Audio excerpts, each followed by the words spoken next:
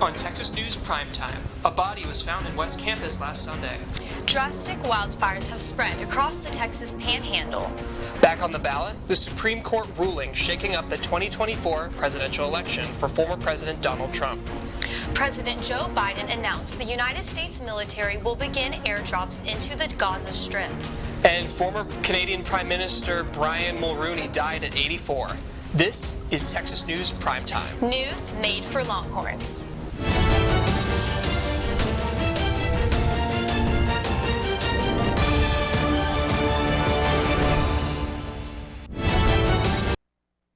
Good evening, I'm Kevin Myers. And I'm Hope Vanderberg. Thank you for joining us tonight.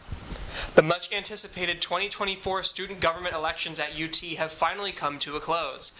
Election Supervisory Board Chair Ty Gribble announced several of the newly appointed student government officials. For Texas Student Media, Mackenzie Henningsen has been elected as the Daily Texan Editor-in-Chief. For student government, Grace Kelly and Elle Grinnell were elected as student body president and vice president, known as the Executive Alliance. When asked how they felt about the election results, Kelly said, quote, "Beyond thrilled. The anticipation was kind of killing us for about a week, but we just could not be more excited," end quote. When asked by TSTV reporters what her first step as president is, Kelly said, personally reaching out and thanking her supporters. Longhorn HSA, the Hindu Students Association on campus, held their Holi celebration last Saturday from 1 to 4 on the LBJ lawn. Students came out in white clothes to throw colored dye at each other and dance to Bollywood music. Holi is an annual festival using colorful powder to mark the beginning of spring. According to KXAN, a body was found in West Campus last Sunday. County Emergency Medical Services said they received a call just after 10 a.m., originating from the 2500 block of Leon Street. They confirmed one dead adult at the location. Students expressed concerns about violence across UT's campus. TSTV News' Nicole Vargas brings us the story. I decided I was going to go to the food trucks on 26th Street. About 15 minutes later, I'm walking back, and there's all this commotion over by 26 and New ACs. And then I saw these two guys seemingly putting this other guy under a citizen's arrest, basically. Shocking incidents of violence occurring around West Campus and on UT's campus have left students feeling uneasy. A stabbing that occurred on February 4th was one of the turning points. From what I remember, they didn't send out a warning or anything until the morning after the incident happened. Which, at that point, everything was over. Students on campus were left with a sense of worry after the death of a man right in front of UT's own tower. I was walking back and I thought I saw a homeless guy sleeping. I didn't really look at him a second time until I got really close, and I looked down and there's just a pool of blood coming from his head, and there was a gun right next to it, and that's when I realized kind of weird having a bunch of police on campus and just not explaining anything. I feel like that's a great way to cause even more fear out of people, thinking what's going on, we have no information. On February 22nd, UTPD sent out an email to students which listed safety resources. What more can UT and UTPD do to help students feel safe? There's a bit of a hands-off approach to things that aren't technically on UT campus. I think there's lots of incidences where we get safety notifications from UTPD much longer after an actual incident is occurring. I think there could be some more proactive messaging and information given out when situations like that occur. If anything, this is just a reminder that the violence is basically on campus at this point, but at the same time, it's not really a thing surprising, just considering how much violence goes on in the city. For TSTV News, I'm Nicole Vargas. As many Austinites know, we are approaching South by Southwest festivities quickly. What many Austinites don't know is that there have been 18 reports of human trafficking in Austin this year. Councilmember Mackenzie Kelly promoted an educational campaign to make people aware of trafficking signs and advocated for additional tools for APD for this event. This weekend, several car crashes around Austin ended fatally. On Saturday, a pedestrian was struck and killed by a vehicle at North Lamar Boulevard and West Longspur Boulevard. At 2:30 a.m. Sunday, a vehicle drove off of SH 130, landing on its roof and killing 3 people. Investigations continue on both of these cases. The Austin Rodeo is kicking off this Saturday with performer William Clark Green. The rodeo will run through the 23rd with performers like Winona Judd and Lucas Nelson. Attendees can enjoy live music, barbecue, and a carnival. This is a great time to bring your friends and family to a Texas tradition and a fun activity to attend if you're staying here in Austin over spring break. The Texas Panhandle has had nearly 1.3 million acres of land burned and 500,000 structures destroyed due to ongoing wildfires. 65 counties have had burn bans put in place, and there are 5 wildfires currently active in the region. The cause of these wildfires is yet to be determined, but dry climates and high winds are contributing to the spread of these fires. As a result, 2 have died, and many residents are left homeless and without agriculture, such as farmland and farm animals. A cold front is expected to pass through and minimize the fires, according to the National Weather Service. Senate Bill 4, a law allowing Texas police to arrest those suspected of crossing the Texas-Mexico border illegally, could be going into effect this weekend. According to the Texas Tribune, the law was scheduled to take effect Tuesday, March 5th, but it was blocked by a federal judge who believed the law could inspire other states to create their own immigration laws and make for inconsistencies across the United States. Today, the appeals court reversed the order and the Supreme Court intervened a few hours later, halting the law. Early voting concluded on March 1st, and records show a shocking drop in those participating in early voting compared with previous elections. About 10% of registered voters casted a ballot this year, a drop from the last election's 12.6%. The Democratic Party especially counts for the decline, with only 600,000 votes being cast for the party.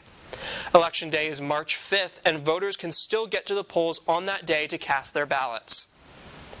Now on to Primetime Nation with TSTV News' Ella Denena. Bring us up to date on what's happening across the country. Ella? Thanks, Kevin. Social and recruitment activities within fraternities and sororities at the University of Maryland have been suspended after the school received multiple reports of unsafe activities, according to the Associated Press. A letter sent by university officials did not describe the actions as hazing, but instead referred to them as, quote, activities that have threatened the safety and well-being of members of the university community, end quote. 21 fraternities and 16 sororities are affected by this decision, which will remain indefinitely while an investigation takes place. The conclusion comes a few weeks after reports of an alleged hazing incident occurring at the University of Virginia within its Kappa Sigma chapter on February 21st. In political news, the Supreme Court ruled Monday morning that former President Donald J. Trump should remain on Colorado's primary ballot, rejecting a challenge from Colorado to his eligibility for another term that could have thrown a curveball in the upcoming presidential race. The justices' decisions were unanimous, following a challenge brought by 6 Colorado voters that sought to disqualify Mr. Trump based on Section 3 of the 14th Amendment, barring a public official from holding office if they have, quote, engaged in insurrection, end quote. It was ruled that Mr. Trump had engaged in insurrection, but Section 3 did not apply to the president or the office of the presidency. For all of the Trader Joe's customers out there, the Agriculture Department's Food and Safety Inspection Service is urging the public to check their freezers for recalled chicken soup dumplings produced on the date of December 7th, 2023. The well-known freezer staple has been, quote, contaminated with hard plastic from permanent marker pins, end quote.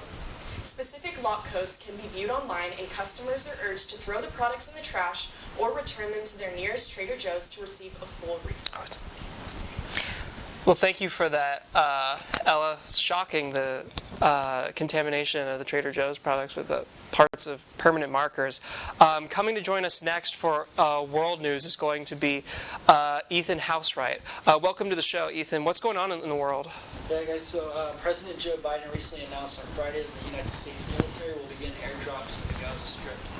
This will be done to provide Palestinians with humanitarian relief from starvation that has occurred from the war between Hamas and Israel. According to Biden, the airdrop will likely occur in the coming days. Jordan and France have already provided airdrops with humanitarian aid into Gaza. We need to do more, and the United States will do more, Biden said to reporters. Aid flowing to Gaza is nowhere nearly enough, end quote. Lawmakers in France have approved a bill which makes abortion a constitutional right. Members of the French Parliament gathered Monday at the Palace of Versailles and approved the measures 780 to 72.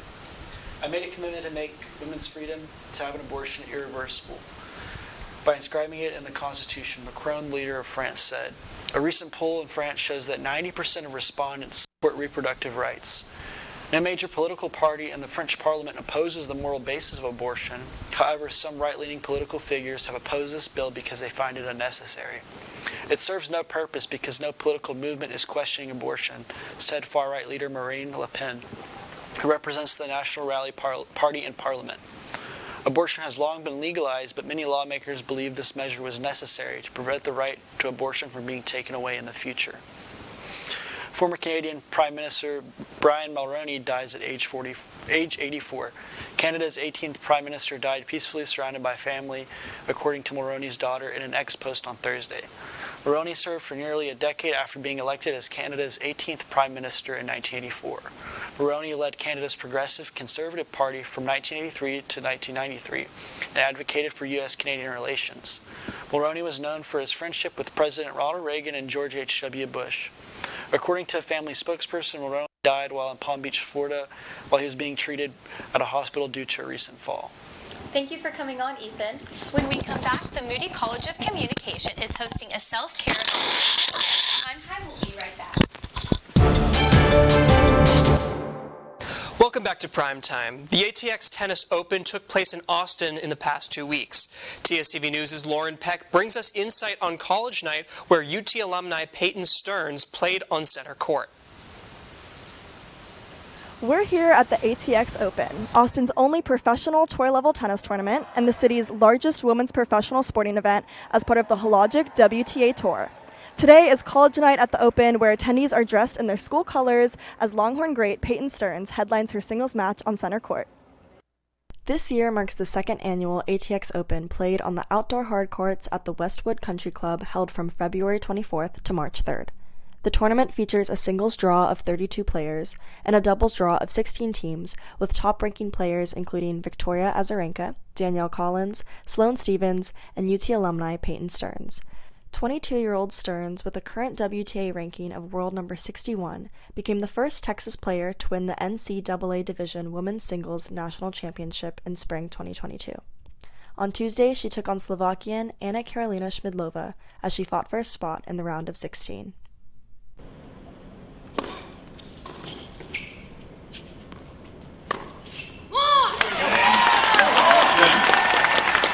What made you want to come out tonight to support the ATX Open? So I went to the UT men's tennis match against Virginia, and that was really fun. That was kind of the one they publicized. And then my friend's into tennis as well, so she got us tickets and was like, "You want to come?" And I was like, "Absolutely." And I kind of had no expectations coming in, and it's really fun, especially on student night. Everybody's like UT themed. Stearns fought hard in a 3-set match, down 2-6 in the first set, but taking the second set 6-4. In a nail-biting third set, Schmidlova secured the win 7-5. Despite the loss, Stearns was grateful to have UT fans in the crowd cheering her on. Do you have anything you'd like to say to the UT student body or those who came out from UT to support you tonight? Yeah, I mean, thank you guys so much for coming out. It means a lot. My 2 years at University of Texas was amazing, and I love that I still get support. Yesterday, Yan Yu and Wang Ziyu competed in the women's single final for the Open, marking the first time that two Chinese players met in a WTA Tour final in North America.